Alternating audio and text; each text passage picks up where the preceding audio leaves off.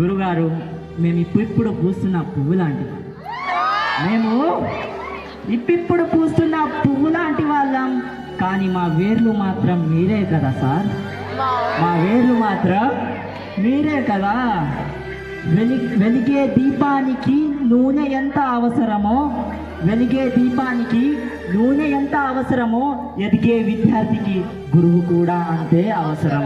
ఎదిగే విద్యార్థికి గురువు కూడా అంతే అవసరం.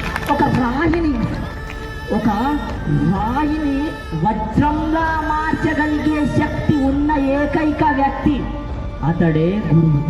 అతడే మోడల్ స్కూల్ గురువురా నాయన. So that's why we should always respect our teachers. Why? Because they are sacrificed everything for our comfort. They are sacrificed everything for our success.